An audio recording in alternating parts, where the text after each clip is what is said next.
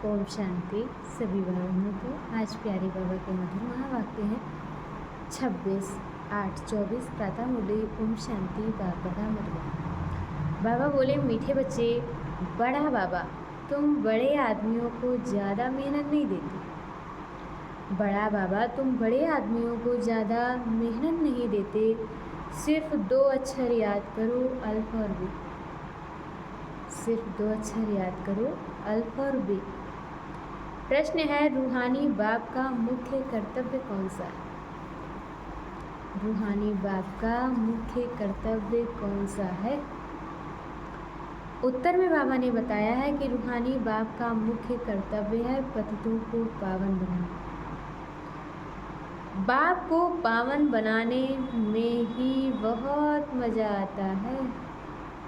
रूहानी बाप का मुख्य कर्तव्य है पतितों को पावन बनाना, और पतितों को पावन बनाने में भी बहुत मज़ा आता है।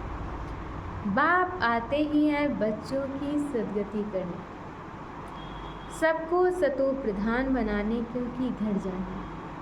बाप आते ही है बच्चों की सद्गति करने और सबको सतो प्रधान बनाने, क्योंकि अब घर जाना है। सिर्फ एक पाठ पक्का करो। बाबा कहते कि सिर्फ एक पाठ पक्का करो, हम देह नहीं आत्मा है। इसी पाठ से बाप की याद रहेगी और पावन बनेंगे। इसी पाठ से बाप की याद रहेगी और पावन बनेंगे। ओम शांति। रूहानी बाप बैठ रूहानी बच्चों को समझाते हैं। बाप को भी मज़ा आता है तुम बच्चों को पवित्र बनाने में।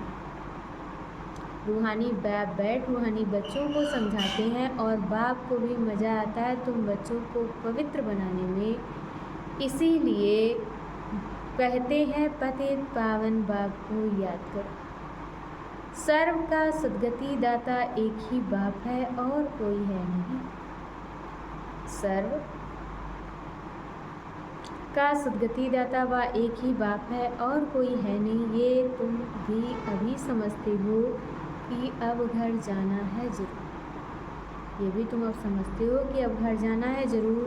पुरुषार्थ ज़्यादा करने के लिए बाप कहते हैं याद की यात्रा जरूर है। पुरुषार्थ ज़्यादा करने के लिए बाप कहते हैं कि याद की यात्रा ज़रूरी है और याद से ही पावन बनेंगे। फिर है पढ़ाई, याद से ही पावन बनेंगे। और फिर है पढ़ाई, पहले अल्फ और बे को याद करना। बाबा कहते पहले अल्फ बाप को याद करो। पीछे ये है बादशाही जिसके लिए तुमको डायरेक्शन देते हैं, जिसके लिए ही तुमको डायरेक्शन देते हैं। तुम जानते हो 84 जन्म कैसे लेते हैं?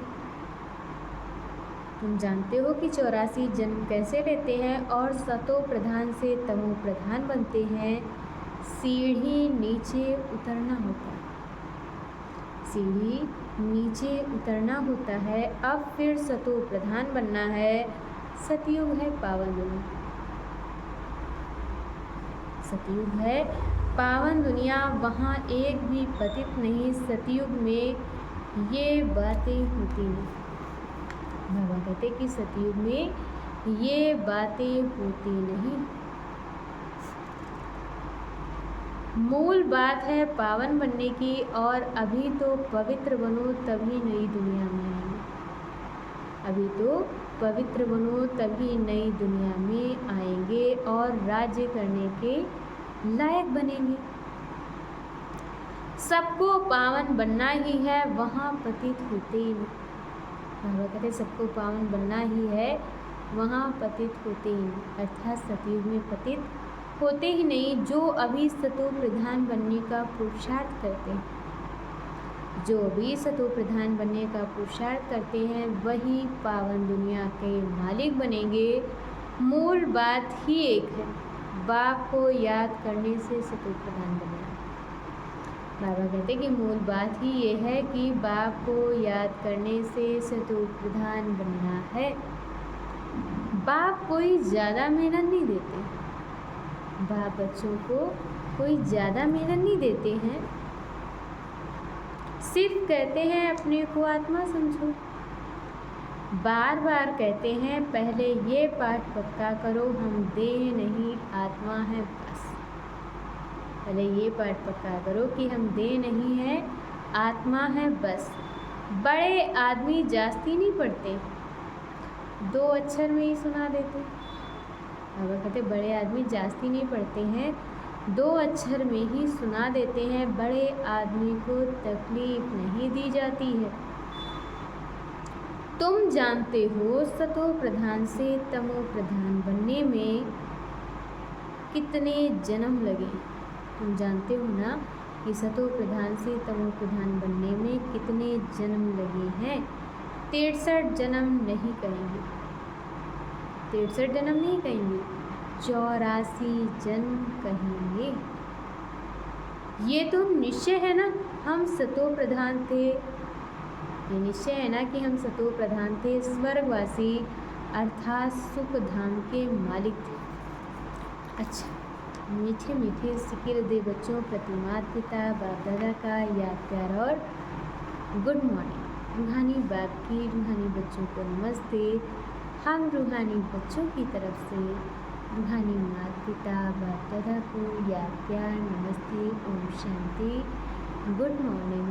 शुक्रिया बाबा, शुक्रिया। और आज बाबा ने मुरली में धारण करने के लिए मुख्य सार दिया है। पहला पॉइंट, फुल मार्क्स से पास होने के लिए अपनी बुद्धि को सतो प्रधान पारस बनाना। फुल मार्क्स से पास होने के लिए अपनी बुद्धि को सतो प्रधान पारस बनाना है। मोटी बुद्धि से महीन बुद्धि बन, मोटी बुद्धि से महीन बुद्धि बन, ड्रामा के विचित्र राज को समझना है। और दूसरी पॉइंट में बाबा ने बताया है अभी बाप समान दिव्य और अलौकिक कर्म करने। अभी बाप समान दिव्य और अलौकिक कर्म करने हैं। डबल अहिंसक बन, योग बल से अपने विकर्म विनाश करने हैं। डबल अहिंसक बन, योग बल से अपने विकर्म विनाश करने। और आज बाबा ने हम बच्चों को वरदान दिया है कर्म और योग के बैलेंस द्वारा ब्लेसिंग का अनुभव करने वाले कर्मयोगी ज्ञान, कर्म और योग के बैलेंस द्वारा ब्लेसिंग का अनुभव करने वाले कर्मयोगी भव। कर्मयोगी अर्थात हर कर्मयोगी, कर्मयोगी अर्थात बाबा कहते हर कर्मयोग युक्त हो। कर्मयोगी आत्मा, जो कर्मयोगी आत्मा है, सदा ही कर्म और योग का साथ, सदा ही कर्म और योग का साथ अर्थात बैलेंस रखने वाली होगी। कर्म और योग का बैलेंस होने से हर कर्म में बाप द्वारा तो ब्लेसिंग मिलती ही है। कर्म और योग का बैलेंस होने से हर कर्म में बाप द्वारा ब्लेसिंग तो मिलती ही है, लेकिन जिसके भी संबंध संपर्क में आते हैं उनसे भी दुआएं मिलती हैं।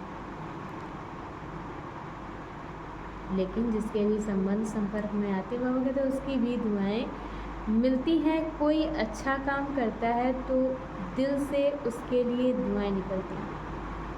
अगर कोई भी अच्छा कर्म करता है तो फिर उसके लिए दिल से दुआएं निकलती हैं। ये बहुत अच्छा है, कहते हैं ना कि ये बहुत अच्छा है, बहुत अच्छा मानना ही दुआएं। कोई अच्छा काम करता है तो उसके लिए दिल से दुआएं निकलती